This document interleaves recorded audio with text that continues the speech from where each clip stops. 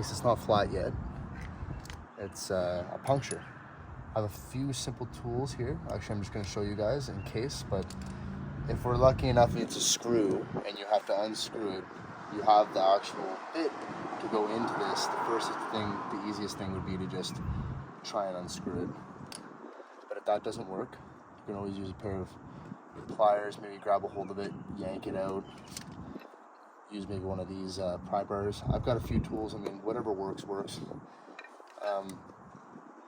Tire plug, tire reamer. You can buy this here, puts the plug into the tire. You can buy these in a kit for $5, maybe $10 Canadian Tire. Honestly, it's a good thing to have in your car at all times. You never know when you run over a nail, you're on the side of the road with a flat tire, you want to get something fixed. It's a nice quick save. Instead of calling a tow truck, you can get some air in your tire, put a plug in, yank the nail out. It's a very easy procedure. It takes no more than 10 minutes. So just want to pull that like this, evenly through. Have your reamer on hand. That reamer, just a file. I also have a pump here, just to pump up after, because you do need to put air back in the tire. Also a good idea to have that. Lucky enough, this will unscrew here. Now, don't be scared, the air is going to come out fast, especially as high pressure.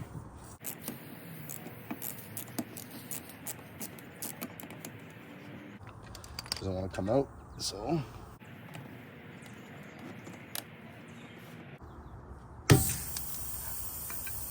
So, there we go. That's my culprit. So you just want to stick this in that hole. You want it back and forth. Bring that hole out.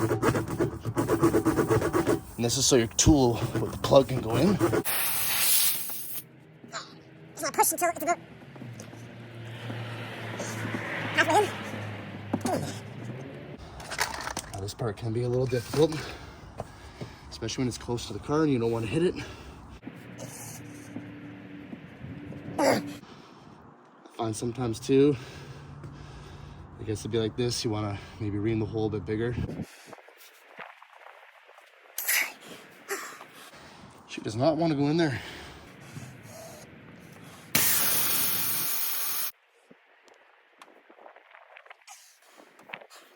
You really want that thing to go about halfway in. Now this can be, like I said, this can be a bit of a tedious thing. Don't give up.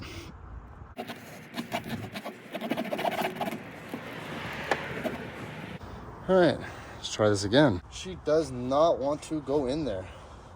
Oh, I'm going to try and get this in. Here it goes. Finally.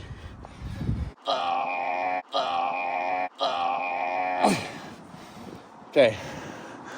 So once you're about halfway in like this, you're gonna just want to get your tool out and just yank it as hard as you can. What happens is that actually pulls through there. And now the plug stays in. Also totally forgot to mention, you do need maybe a blade. You want to just cut this basically flat with your tread. I always like to leave just a little bit because I feel like that'll heat up and spread out a little. As we can see, here's a valve stem. You just take this off, unscrew it, and that's where your air is going to get connected right there, your air hose or nozzle. You're just going to make sure to screw that back on, and don't put it in your pocket like I did and forget it. Now we're just going to add some air to the tire. Now if you don't know where your PSI is, most cars will tell you exactly. So here it tells me front, I need 46 PSI. My rears, I need 48 PSI. Spares, 60.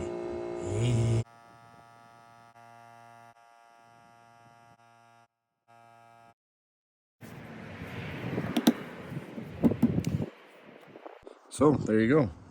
So I'm gonna go for a quick drive. I'm gonna take up to highway speeds. Now obviously you wanna change your tire out sooner than later.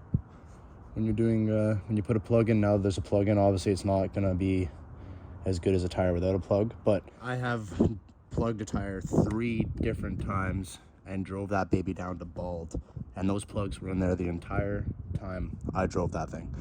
Not recommending it. Do not take my advice. I'm just saying. I've also done it with a motorcycle and had no problem.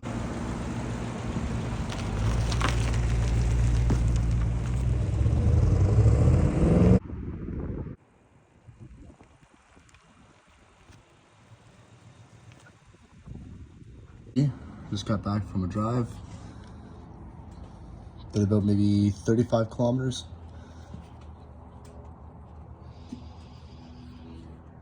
It's basically flat, still there.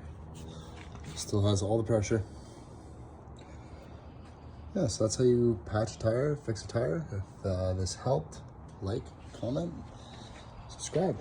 Thanks.